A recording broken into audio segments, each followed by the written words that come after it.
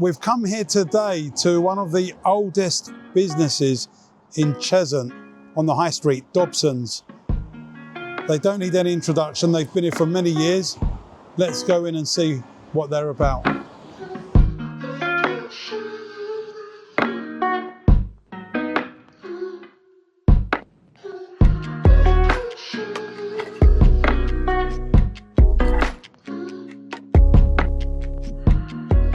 Hello everyone, we're joined here for our next episode of 20 Businesses in 20 Weeks, and we're very privileged, I've been told, to be joined with Helen from Dobsons. Hiya. You don't need any introduction really, Helen. I'm sure people know of you in the community and what have you not. So come on, Helen, you told me before we started this, I'm very privileged and you don't really do these sorts of things. Come on, why is that? Oh, I'm not really one for videos and social media. I do a lot of social media for the business. I can see, yeah. And for other things, but yes, I don't really like being in front of the camera as much myself. So. Okay, so give us a bit of background, Helen. So here we are at Dobsons, family business. Yeah, so Dobsons was started by my great-grandfather actually in 1935. So last year we celebrated our 90th anniversary. So yeah, I'm fourth generation of the family to be in the business. I've personally been here 24 years and we've always been here in Cheshunt on this same site. Since it began. Obviously the business has changed loads over the years and our offering has changed. Originally it was As I say, let's rewind back. Yeah. So 1935, pre-Second World War. Yes, yeah, just before the war. And my great-granddad was a builder and this was a builder's yard. He was in partnership with another guy at the time.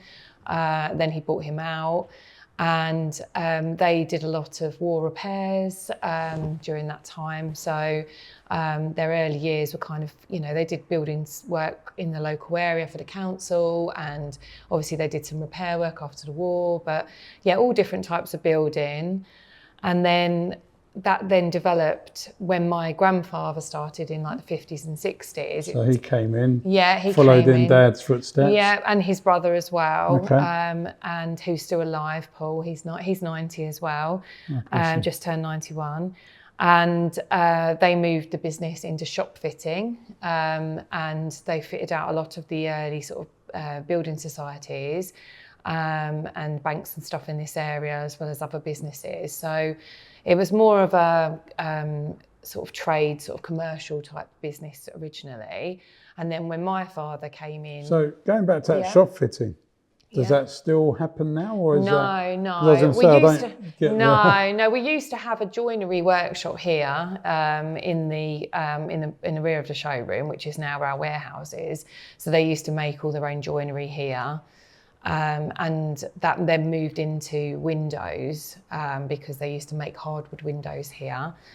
And when my dad started in 1980, he thought, he was more designery than a builder. He was more in terms of he wanted to do something more. What brought your dad in? Obligation. Obligation, okay.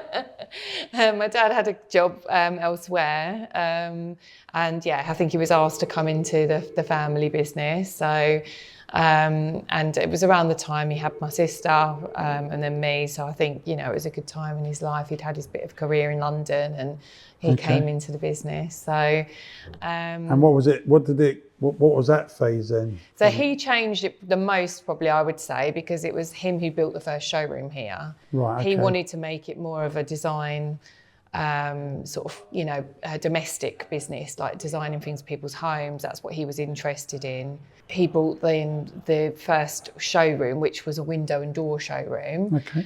He wanted to capitalise on the double glazing boom of the 1980s, and obviously they were already making hardwood windows here. He felt it would be a good transition into UPVC. He pushed them to open a showroom here, and then obviously they started doing more of the products that we do nowadays, really, from that point onwards.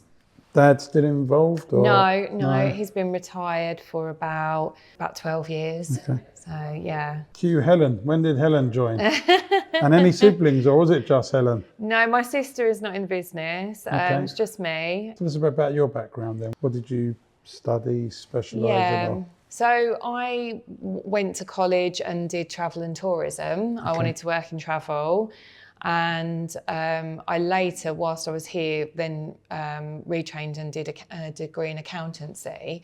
Okay. But I wanted to work in travel. I was working in travel. And then around that time, it was when September the 11th happened. It wasn't actually a very good time in travel. I got made redundant. The branch I was working in actually closed. When you say travel, were you So selling holidays. travel agent? I'll just walk in and book my trip to wherever with you. Yeah, so I was a travel agent. Where was that? So in Ware. In Ware, okay. Yeah, so that's what I wanted to do. I wanted to work selling holidays and obviously have the travel perks of that. Okay. And cheap holidays. yeah, exactly. So yeah, and then I got made redundant from there, and it just happened. It was at the time my dad was looking for somebody here, and he said, "Oh, why don't you come here?" You know, and I thought, "Oh, I'll just do that for a little while." And then obviously, 24 years later, I'm still here. So. And what? Obviously, you said you were double glazing and the doors and the windows, which you still do. Yeah. And where's it evolved a lot in your time here? So obviously towards the end of the 80s and the early 90s, when there was a bit of a recession, and my dad could see that obviously double glazing was going to sort of start to die a death. Well, it hasn't died a death, but you know what I mean, it slowed. Yeah. He decided it was a good time to diversify. So he started doing the kitchens in 1990, sort of expanded into bedrooms and other sort of office furniture. And then during my time here, that's when we started doing bathrooms, because we kept getting asked for them all the time by our clients. They kept saying, you know, you did a kitchen for us, really happy with it. Do you do bathrooms? And we kept saying, oh no, we don't. And then eventually we just thought, well, look, you know, it'd be a good thing to add, to diversify into. There's lots of companies that do kitchens and bathrooms. So we've got a lot of suppliers that do both. So we decided to go for it. That was probably nearly 20 years ago now. So we added bathrooms, and then I guess really we then actually did the opposite and cut some of our products at that point, because we were sort of doing everything, garage doors and conservatory space, all sorts of things. So we actually then decided to do less things and just be sort of well known for those things, although we still do other things for our clients. For good clients that we've done a lot of work for, we will do, you know, other works that we, you know, like internal doors or radiator changes, flooring, you know, so we do, you know, the whole home renovation package, but we only really do it for people that kind of know of us and we've done work for before. We don't really advertise it to the general public. What defines a good quality one from maybe a not so good quality one for those watching? Or I mean, there's two things. One is obviously the quality of the actual wood and the furniture itself and how it's been made. You know, there is a difference in materials used and the quality. But the biggest difference is probably in the workmanship of how it's put in. You know, if people come to us, every time it's put in by one of our installers that's experienced, versus obviously if you go to one of the national companies, it's a bit more of a lottery of they'll put you in touch with an installer, or you can get a builder to install it. And then, you know, you can have the loveliest furniture, but if it's been poorly fitted, then you're going to have problems with it, you know, further down the line as well. So it's two things. Obviously, we work with two British kitchen suppliers, and we try and, you know, we've sourced them for their quality, but it's also the quality of our installations as well. Which type of sales do you enjoy most? Is it the kitchens, the bathrooms? Which Well, yeah, it's funny because I was just saying this morning, because our double glazing salesperson retired a couple of weeks ago. So I've actually taken on some double glazing, which I don't normally do, saying I was quite enjoying it, but I think that was because it was new. But then I'm working on a kitchen this morning, and then I was like, oh, actually, no, I do like working on kitchens. You do like working on kitchens? Yeah, kitchens have obviously got more potential, more scope. And there's a lot that goes into a kitchen, right? When you think about like all yeah. All the mod cons and all the extras. And it's such an important room in people's homes as well. So, but yeah, no, it's just, I like a bit of variation. So working on different things is good. So 24 years yourself. Yeah. So what's your day-to-day role? So mainly, I run the business, I would say. So I look after our accounts, I do our marketing, social media, and I deal with the staff and, that type of thing. And then I'm kind of overspill sales, really. When we're busy, I will sell kitchens and double glazing. So. And how many people, when you say staff, how many? We've got 12 employed members of staff, and then we've obviously got subcontractors that we use as well regularly for like our electricians and tilers, plasterers, those types of trades. Very different from travel agency. Very different, but it's still sales at the end of the day. So. Where does the drive and passion come from? I think it's just the fact that the business has obviously been in the family for so long, and just wanting to maintain that good name that we've got over the years, and for the family, and keeping it going. I think that's what I'm passionate about, really. And from our staff here, we've got a really good team. Want to keep it going for them, and make sure that we're doing the best job for our customers. Really, we get a lot of nice feedback from our customers, and that's what motivates us all, I think, to keep going and do a great job. And you yourself been ingrained in the community for a very long time. I mean, Helen, you've told me you work here, 2 young children. What made you think heading up something like Love Cheshunt might be a good idea? Which is a big commitment in itself. Yeah, I do have a habit of taking on a bit more than I can chew, I think. Okay. But yeah, I mean, I think the thing is, although I've had a lot of connection to Cheshunt, I've grown up in Ware, and I've seen businesses a lot more active in the community there. They're always putting on things in the high street, driving people into the high street there. And I wanted to recreate something like that in Cheshunt, really, because it should be a really great place, Cheshunt. There's lots of, and I've met lots of people from doing Love Cheshunt that are really passionate about their local businesses and their community, and really passionate about their own small businesses in the town. And they all want more people coming into Cheshunt, coming and spending their money in Cheshunt, spending time in Cheshunt. And I just wanted to try anything I can do, obviously looking at success in like neighbouring towns like Hoddesdon as well, where they've really regenerated it. That was kind of the motivation, how do we make Cheshunt a bit better? How do we get more people into Cheshunt and spending money in Cheshunt, enjoying Cheshunt? And it was just really kind of that vision of trying to bring Cheshunt back together, really. We're doing a good job, because obviously we've been in business 20 years now, and I think 2 or 3 other attempts have been made over the years to try and get something off the ground, but didn't. No. I remember various meetings that I went to, but nothing really materialised. Yeah. Is it more difficult in Cheshunt, right, sort of digressing slightly, is it because there's no... I mean, with Hoddesdon, there's a high street. Right? Yeah, it is a bit... With Waltham Cross even, there's a high street. There's that. Yeah. Where is the main high street there? Yeah. Cheshunt's quite... It is difficult. Spread, right? Yeah, it is difficult. And obviously you've got the high street area, you've got the pond area. It is a lot more segmented, and there isn't that many sort of easy to use communal spaces within that to put on public events.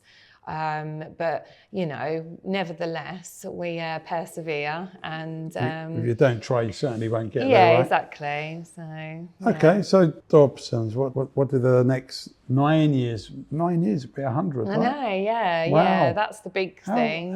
What a big landmark that would be. That's huge.